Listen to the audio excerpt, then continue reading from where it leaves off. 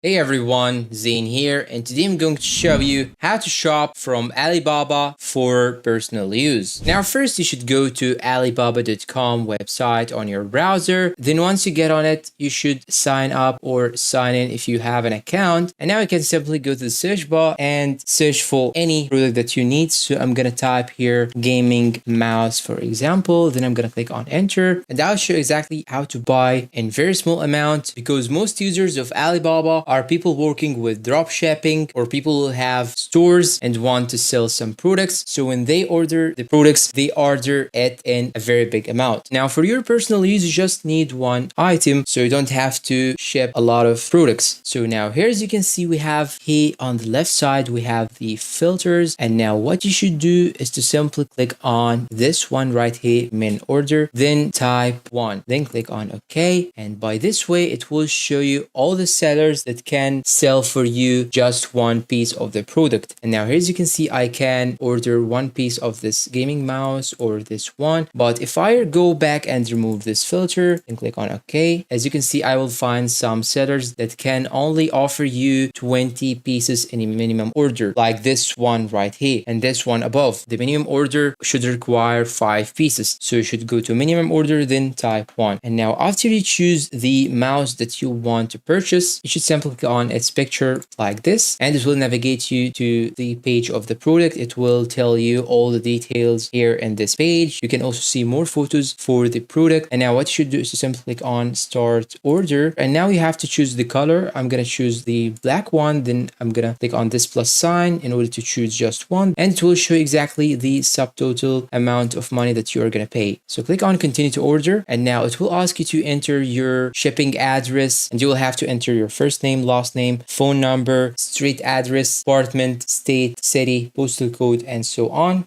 Then click on continue to payment. And after that, you will have to add your payment method. You can add the credit card, or you can add another payment method through PayPal, Pay Later, or Apple Pay or Google Pay. And after that, you can simply click on proceed to pay. Then after that, you'll have to enter the OTP number that will be sent to your phone. And if you look at this invoice right here, you have the item subtotal without the shipping and also the shipping fee. We have $10. If you do not want to spend all this money as a shipping fee, you can simply try to find another seller. And after you finish, click on proceed to pay.